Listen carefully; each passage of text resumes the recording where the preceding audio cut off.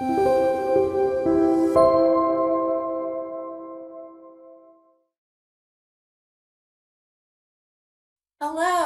my name is Dane Weber, and I am the granddaughter of Colonel William Weber, who was a World War II and Korean War veteran for the United States Army. My grandfather, Colonel William Weber, was a wonderful man.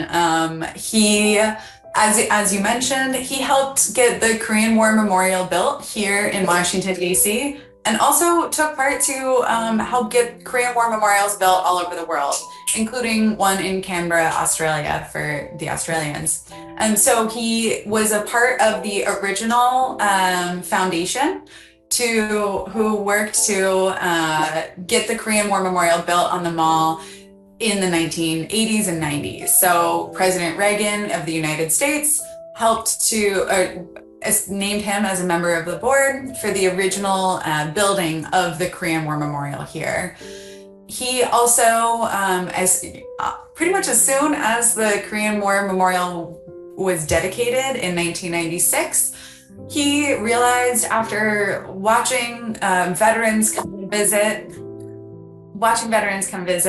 he realized that it didn't do everything it needed to do.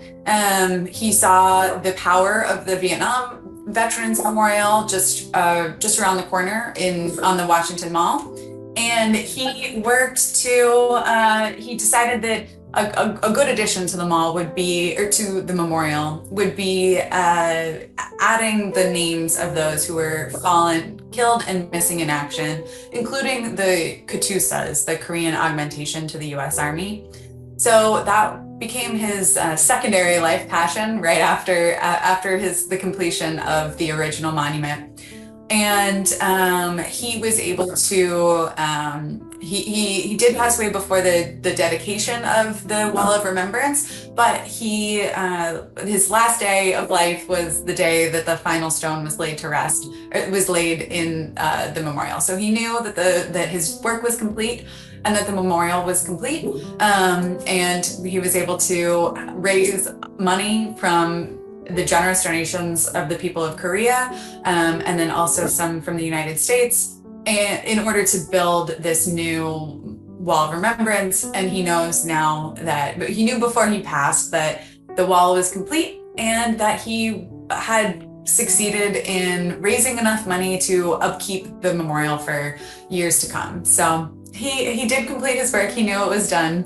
And I'm really proud to be his granddaughter, and really fortunate to have known such an incredible person and to be related to such an incredible man who fought for rights of all people.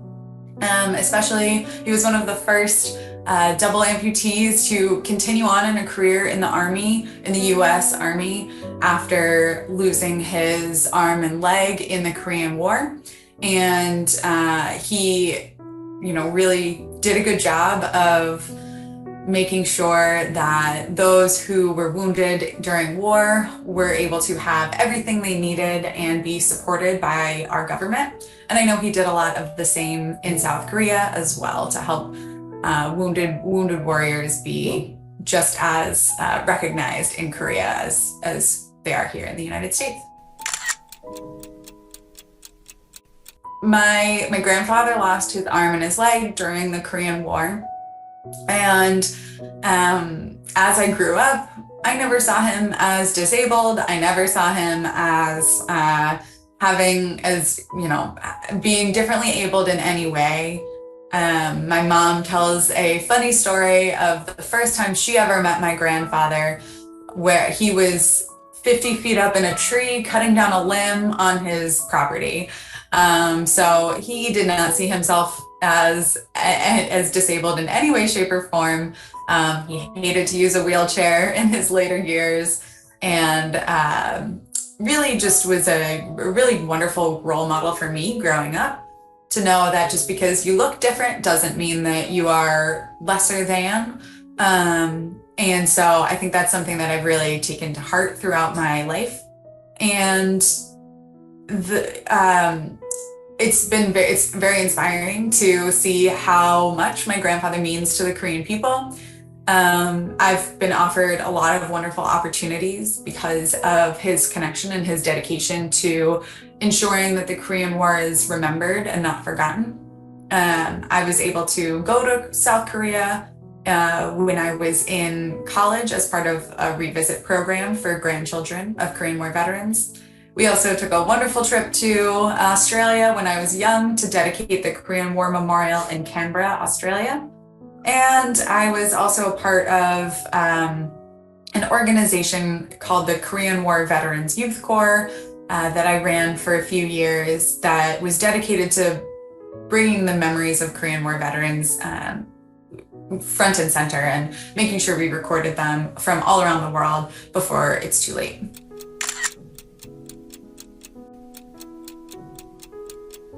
My grandfather didn't really talk about the Korean War itself very much with me. He liked to keep that part of his life separate. I think he was trying to protect me from the terrifying nature of war and protect me from everything that he went through while he was in Korea. So, and even when I interviewed him as a part of my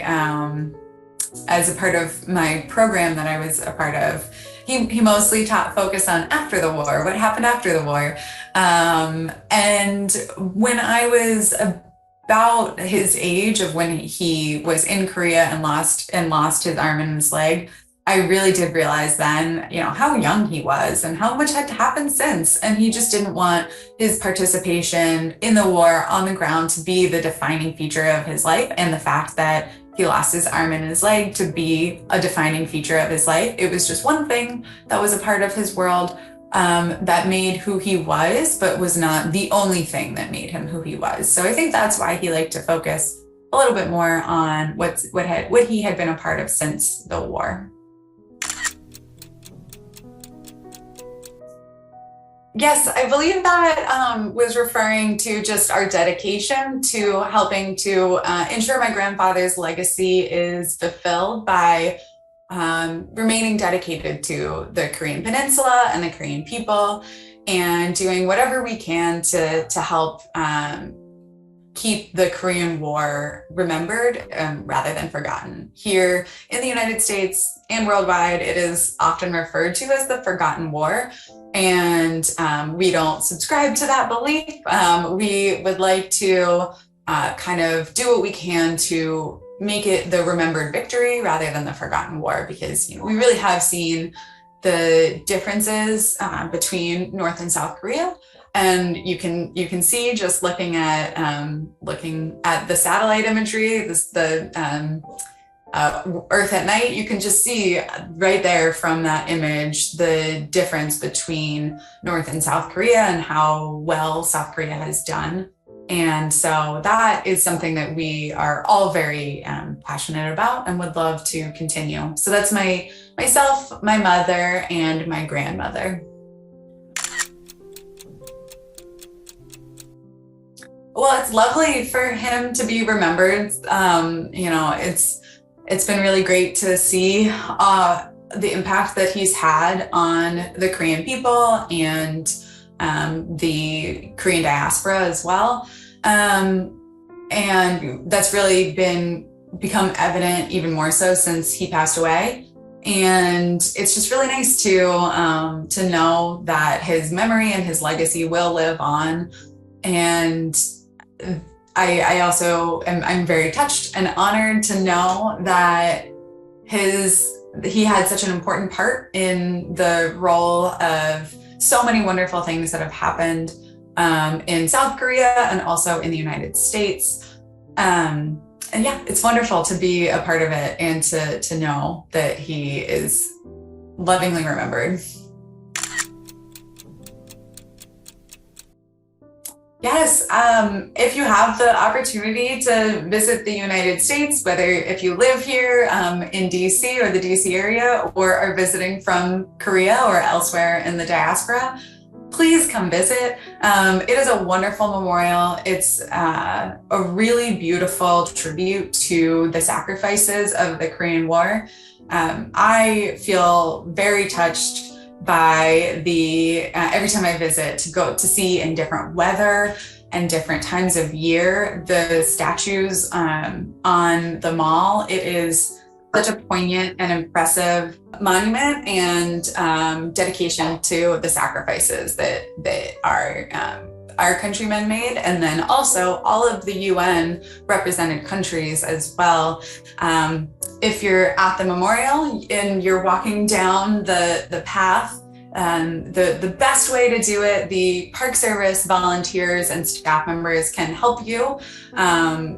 They run tours of the monuments all the time, and they can answer a lot of any questions that you might have about the memorial and its meaning and its power. But if you're there by yourself, if you walk down one side, if you're standing at the back of the memorial and you walk down the left side, you'll see on the ground to your left, there are the names of the countries and all of those who were lost during the Korean War, all of the countries represented from the conflict. And you go down to the point. Now there's a wonderful new edition of the Korean War Wall of Remembrance. And so you walk down to the point of the monument, and then you can enter into the area that has the Wall of Names and the Wall of Remembrance. It's a really beautiful reminder of those who were lost, and we were able to see just 2 weeks ago at the dedication ceremony for the Wall of Remembrance and the rededication of the whole monument itself. We were able to see the impact that had on those family members who, especially for those who are missing in action, they don't have anywhere to go visit any grave sites or anything like that, because they've never been able to recover the remains of their ancestors.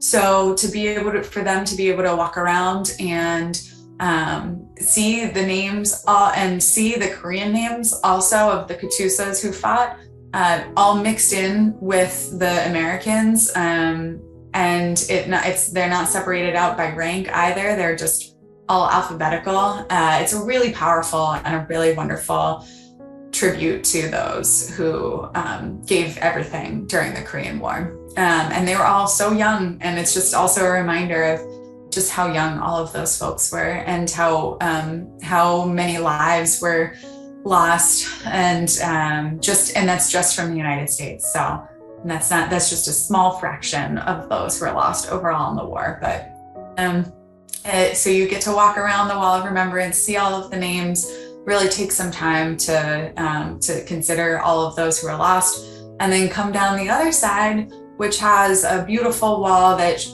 showcases the faces of all of the different branches and departments of Americans who were fighting in Korea. So everyone from the nurses corps to fighter pilots.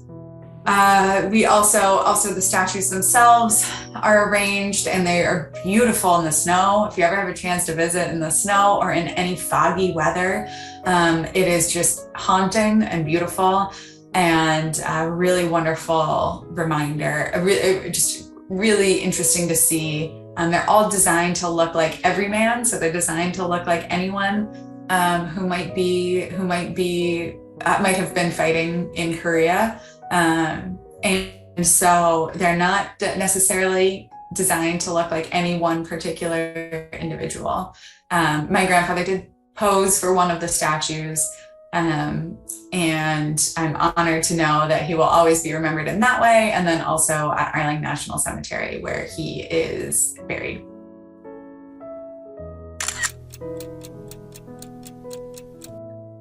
I'll just add that my grandfather's kind of biggest regret in life was that he wasn't able to live to see the Korean Peninsula reunified.